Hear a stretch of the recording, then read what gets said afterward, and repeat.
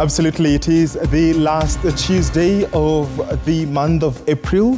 On this Tuesday, that is the 30th of April 2024. I trust you've had a wonderful day.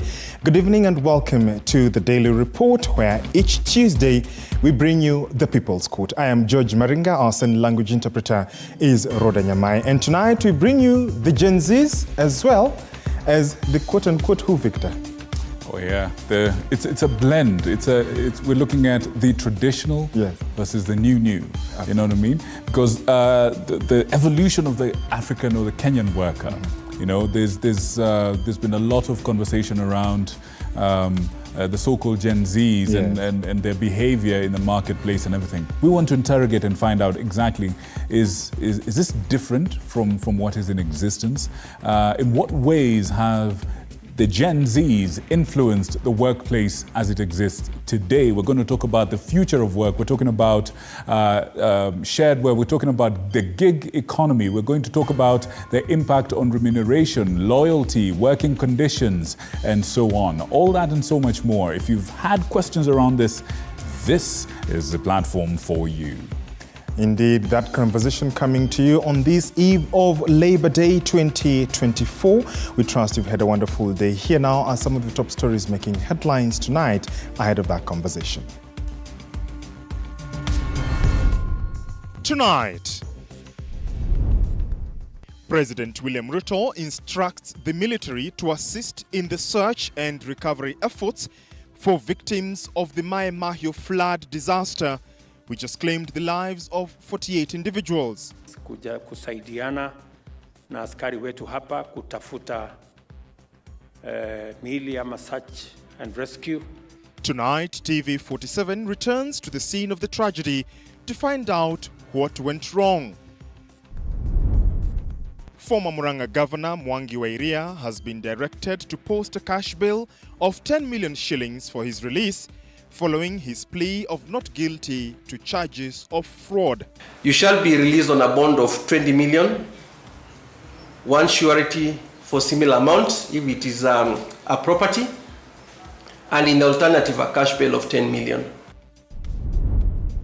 Plus, National Assembly Speaker Moses Wetangula has endorsed a motion presented by Bumula MP Jack Wamboka aimed at impeaching Agriculture Cabinet Secretary Mithika Linturi. Find that the proposed motion by the member for Bumula meets the requirements of Article 152.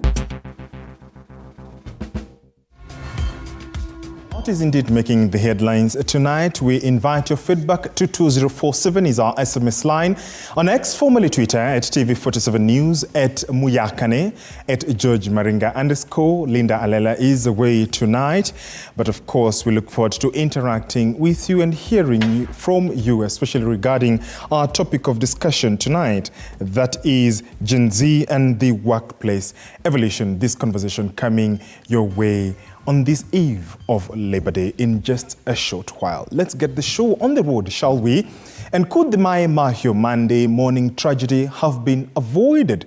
Details are now emerging that a warning had been sounded for people downstream River Tungi in Kiambu County after a tunnel running under the Nairobi-Nakuru-Kisumu railway line was blocked by debris, with rainwater that was collecting up for days, breaching the blockage and leading to the devastating situation that has so far claimed tens of lives. Moige William toured the tunnel situated at Kijabe Hills and opens our broadcast tonight with the following report. The Mai Mahiu flash floods incident is turning to be one of the most catastrophic ones to be witnessed during this rainy season, with the number of fatalities rising.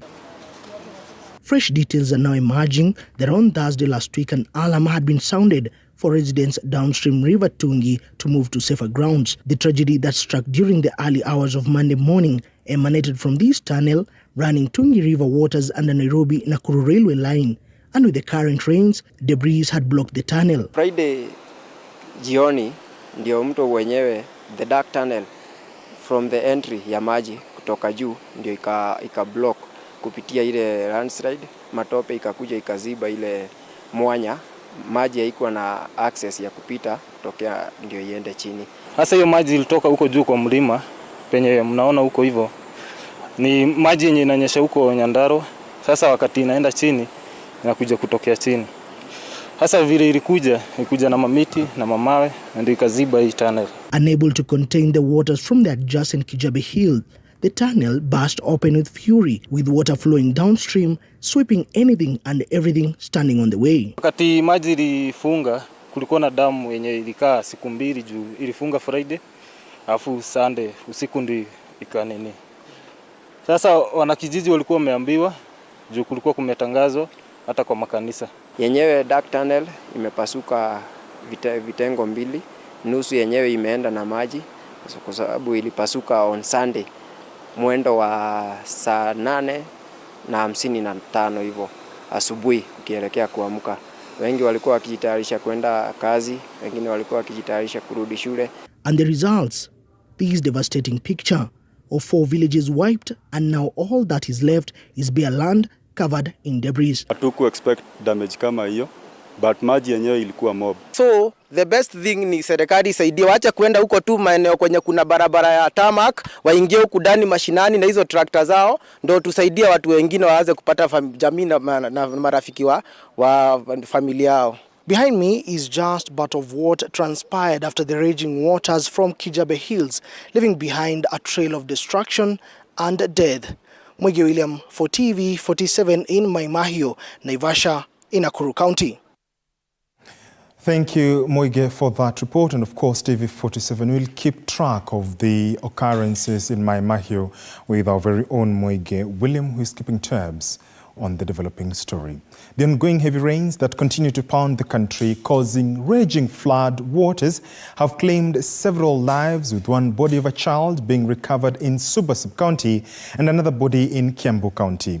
This situation has led to the displacement and relocation of various individuals from their homes, with others narrowly escaping death. Kiambu County has since halted construction works in various parts of the country to ensure safety of individuals from houses that could be brought to the ground by the heavy rains. The effects of the heavy rains are being felt countrywide, with residents of Suba Sub-County and Homa Bay County feeling the pain. The body of a child was recovered from the raging floodwaters. Those who are able to integrate with other family members, we have allowed them, but we will follow up with support. So far, we have received a consignment of 150 mattresses and 20 bales of blankets from the national government to support the families whose households were washed away yesterday. In Kiambu County, construction projects have been halted after the body of one worker was recovered from a building that had crumbled due to the raging waters. Also assessing our dams. We have 3 dams in our sub-county. We are assessing to see whether there is a danger of overspill. The dams breaking the banks. 600 residents of Kino have since been displaced, with residents urging the county government to take necessary action and ensure safety of the residents. Inaokoa watu wengi sana. Na imebaki wiki moja iharibika ama iforomoka yote. Watu wasipite hapo tena. Juma moja tu hii mvua iko zaidi. Barabara imekatika na iko busy sana. Kiambu County government has since promised to execute measures put in place to ensure the effects of the heavy rains are not as dire. Tuweze kujenga hizi drainages na zaidi ya hayo tuweze kuzipanua ili hii maji inatoka kule kwa barabara kubwa iweze kuwa accommodated kwa hizo drainages. Kenyans have further been asked to ensure they're safe from the raging waters to prevent even more flood-related deaths. Vera Alberta, TV47. Thank you, Vera, for that. Just a day after a flood tragedy in Mai Mahiu, President William Ruto visited the stricken area today to assess and console the survivors with promises by his administration to aid in humanitarian assistance to the affected families. Our reporter Willie Dennis Njiru with this report. President William Ruto has today visited Kamushira village in Mai Mahiu, Nakuru County to assess the flood situation in the area, which caused a disaster and great damage. Mambo ya mahospitali, kulipa bills ya hospitali, kupanga vile mazishi itafanyika na mambo yale mengine yote itafanywa na serikali ya Kenya. The president further instructed military officers to intervene in the search for those swept away by the floods in the area. The president also made a promise to build homes for the victims of the tragedy. Utafiti itafanywa kama kuna hakikisho ya kwamba hakutatokea na shida kama hii, basi tutaenda kujengea hawa manyumba pale. Lakini kama itatokea utafiti kwamba hakuna hakikisho ya kwamba haitatokea tena, tutanunua shamba kama serikali na tuende tuwajengee makao mengine mapya. He has also said that there are strategies to identify flood-prone areas throughout the country where the government will now forcibly evacuate residents. Wale watu wote ambao wanaishi mahali hatari, wanaishi riparian reserve, mahali ambapo inaweza kutokea flooding ama mafuriko, ama mahali ambapo inaweza kutokea maporomoko, kuanzia kesho tutawasaidia kuhama sehemu hizo, ndio Wakenya wasipate hasara kama ile imepatikana hapa Mai Mahiu. Earlier today, a special meeting of the cabinet to analyze the flood crisis in the country and the move to extend the opening date of schools in the country was held. Kuna mito nyingi imefurika, kuna madaraja nyingi zimevunjika. Tunataka kuhakikisha kwamba watoto wetu wakienda shuleni kutakuwa na usalama ya kutosha, na watoto wetu wote hakuna wale wataingia katika hatari wakienda shuleni. Reporting for TV 47 from Mai Mahiu in Nakuru County, I'm Willie Dennis Njiru. Thank you, Willie Dennis, for that. Of course, to a story where, the guest last night spoke exclusively to Dr. David Gekongu, the director of the Kenya Meteorological Department, where it is a reprieve for Kenyans, as the Kenya Meteorological Department says that the worst of the floods is behind us. The peak of the heavy rainfall has already been experienced in most parts of the country, with the Kenya Meteorological Department saying that it expects near average to above average rainfall as the heavy rains season comes to a close with the next month. Kisewa Emery with the details. Heavy rains in the country will continue in the coming month, but the worst is behind us, according to the Kenya Meteorological Department. The country is set to have near average rainfall to above average rainfall with occasional thunderstorms, according to the department statement. Speaking to the media, the director of the Kenya Meteorological Department attributed the enhanced rainfall witnessed in the country to signals similar to the El Nino rains. We found that the season was still, the signal for El Nino was still strong, and it was very, very clear that the rainfall would be enhanced if the signal persisted. It has persisted and led to the enhanced rainfall. The director also emphasized the need to harvest water during this period of rainfall, as the country could face a period of drought after the long rains. When the season is going towards the end, this would be a good time to consider harvesting and storing that water somewhere, because when that time comes when we do not have as much water and you have to look for other sources for water, then what you will have reserved will come in handy. In tow was Cabinet Secretary for Environment Soy Pantuya, who urged the public to be careful during this period, urging those living in or near riparian reserves to move away from those areas. Let me appeal to fellow Kenyans to heed government calls to avoid any situation that endangers lives and livelihoods as we continue to experience heavy rainfall across the country, as has just been presented to us by the meteorological department. The small improvement in weather will come as a welcome reprieve to many Kenyans in affected areas, even as the country continues to grapple with the effects of the floods. Kisewa Emory reporting for TV47. Thank you, Kisewa Emory, for that report. In case you missed that exclusive interview with the Director of Kenya Meteorological Department last night on the Daily Report, you can head over to our YouTube channel as well as our X channel to catch tidbits as well as the full interview with the Director. That exclusive interview that took place last night. We are taking a short break. When we come back, we have more on the other side, including that conversation we'll be having tonight on the People's Court, Gen Z and the workplace evolution. Do stay with us.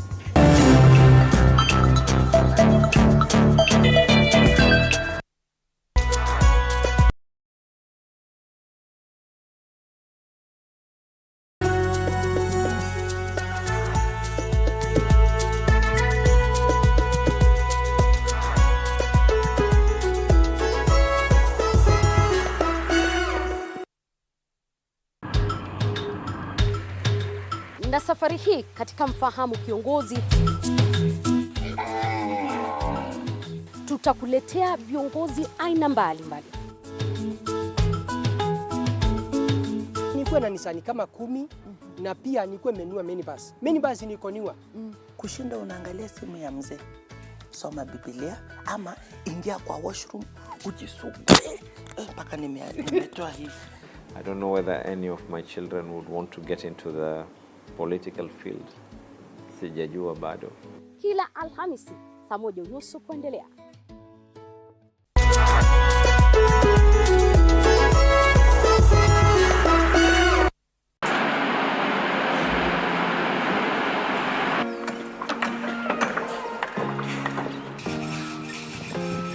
Join us on a journey through the concrete jungles and rising skylines, where every beam, every nail tells a story of progress and vision. In every aspect of life, you have to look at several dynamics. From groundbreaking. Nowadays with the tech, you can check on different websites or you check online and you can see some inspiration. So at least that one would be a direction already.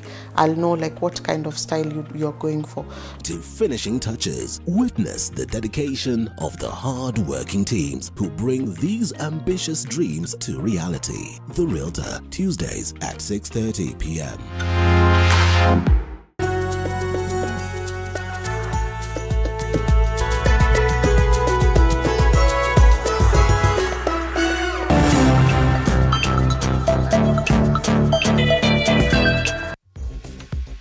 Welcome back and thank you for staying with the Daily Report. You're still with me, George Maringa, and Rhoda Nyamai on Sign Language Interpretation. National Assembly Speaker Moses Wetangula has given his approval to a motion presented by Bumula MP Jack Wamboka aimed at impeaching Agriculture Cabinet Secretary Franklin Mithika Linturi.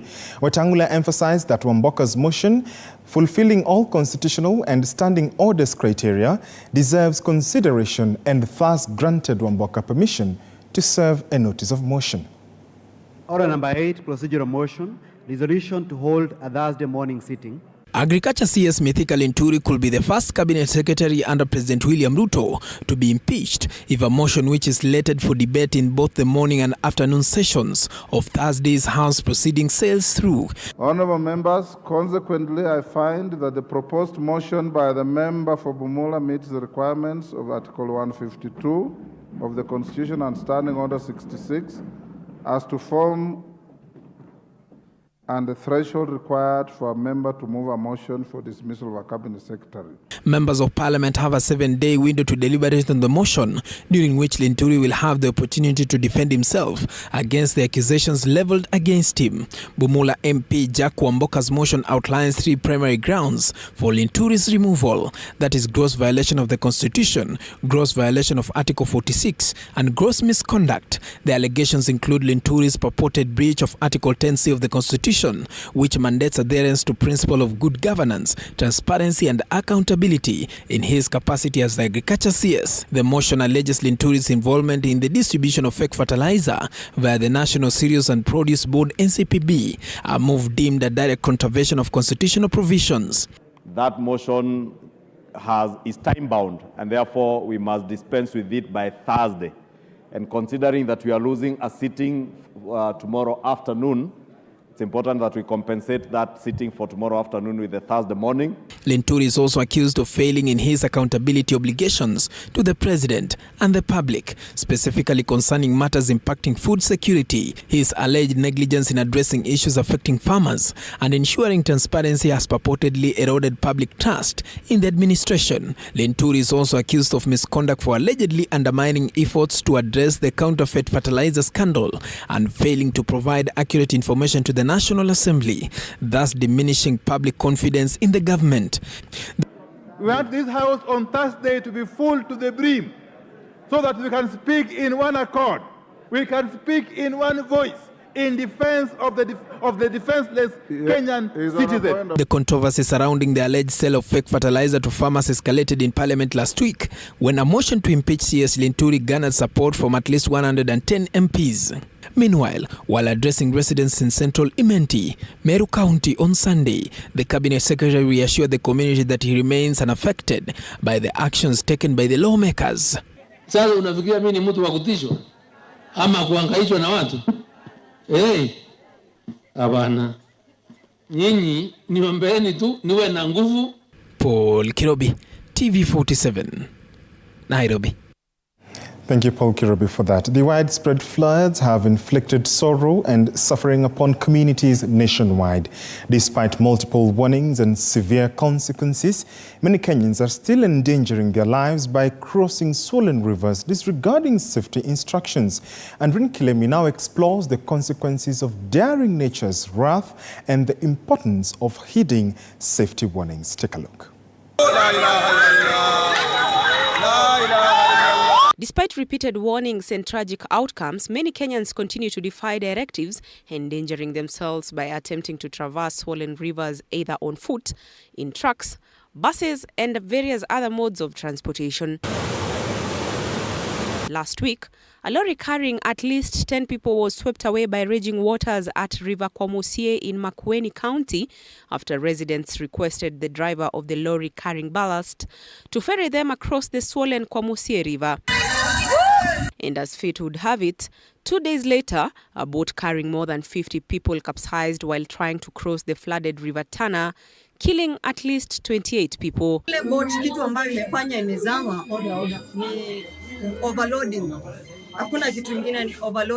Locals say sometimes they have no choices as they need to get either to work, home or in other crucial places for their day-to-day activities. Dere, amesema watu waingie, gari ikuwe na white, ilikuwa imebeba kokoto. Sasa watu wakaingia, ile kuingia ikifika katikati, sikaswipiwa away.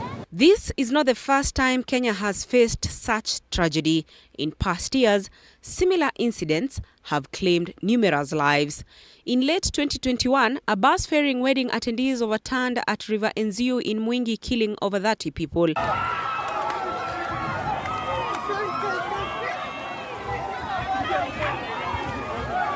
As the heavy downpour continues and the nation mourns its losses, one thing remains clear: the need for awareness, preparedness, and above all, respect for the power of nature. Andrin Kilemi, TV47. Thank you, Andrin, for that. Tonight, former Murang'a County Governor Mwangi wa Iria will spend the Labor Day holiday at the Industrial Remand Prison after he failed to raise 10 million shillings cash bail or a bond of 20 million shillings. This is after Wairia denied charges of graft allegations leveled against him amounting to millions of shillings. Anti-Corruption Chief Magistrate Thomas Nzioki further ordered Wairia to surrender his passport and not to interfere with witnesses. Apollo Kamau reports. What started off as a normal day in court after submitting himself to the EACC headquarters early Tuesday, former Murang'a Governor Mwangi wa Iria will be spending Labor Day in police custody after he failed to raise a cash bail of 10 million shillings or a bond of 20 million shillings with a surety of a similar amount. For the first accused person, Mwangi Wairia, accused person, you shall be released on a bond of 20 million, one surety for similar amount if it is a property, and in the alternative, a cash bail of 10 million. Your Honor, not guilty. His bail was granted after a showdown in court by Azimio lawyers led by Wiper Party leader Kalonzo Musyoka, who termed his case a political persecution. Of the stark possibility of political persecution. Wairia and his co-accused, who pleaded not guilty to all the charges leveled against him, amounting to millions of shillings, when he served as governor between 2014 and 2017, was further ordered by the court to surrender his passport and not to interfere with witnesses. According to the charge sheet, the former governor is accused of irregularly awarding a tender to media firm Top Image worth 562 million shillings, money which EACC is seeking to recover from the governor and his co-accused in a civil case at the High Court. Also on the charge sheet is 351 million shillings drawn from the county coffers to the directors of Top Image for services not rendered. The governor is also said to have received 31.8 million shillings from the media firm. The governor, in collusion with the directors of Top Image, also irregularly transferred 7.7 million shillings for purchase of land at Umoja Inako. Wairia, together with Top Image directors, are also charged for buying 2 holiday homes in Anyuki, worth 10.5 million shillings, among other charges. Apul Kamau, TV47.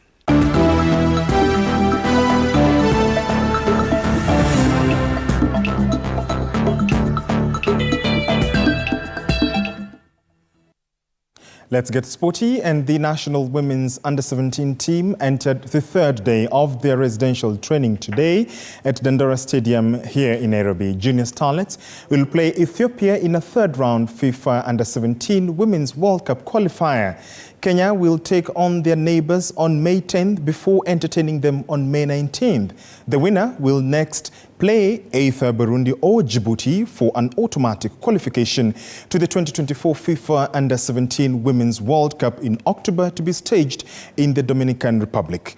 Coach Mildred Cheche is happy about her full camp, and they depart for Addis Ababa on May 8th. The squad is dominated by players who featured in the Safaricom Chapatimba Season 4, specifically from schools like Nyakach, Wieta, Brenda, Kobala, Dagoretti Mixed, and Butere.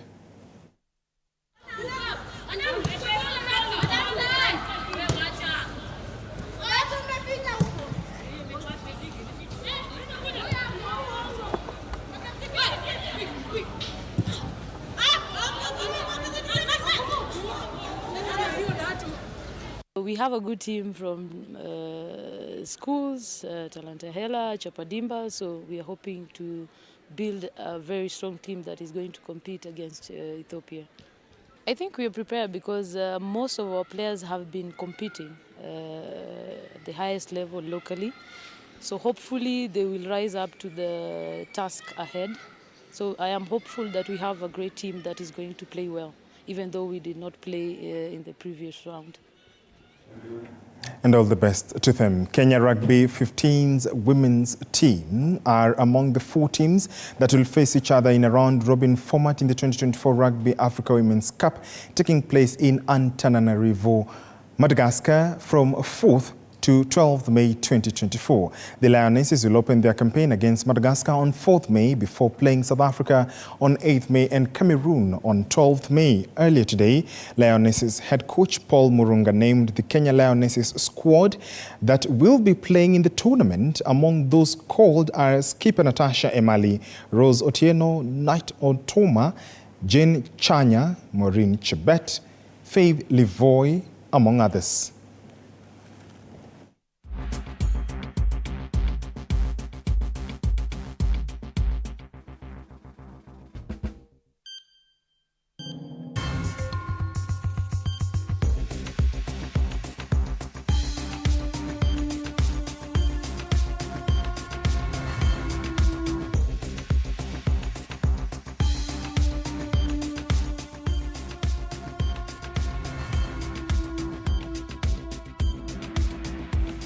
It is exactly 9:30 East African time. We thank you for watching the Daily Report. Up next is the People's Court. Our guests are already here in studio tonight as we divulge Gen Z and the workplace evolution. This conversation coming your way on this eve of Labor Day. Labor Day, of course, will be marked tomorrow. We look at Gen Z and the workplace evolution. Rhoda Nyamai has been our sign language interpreter for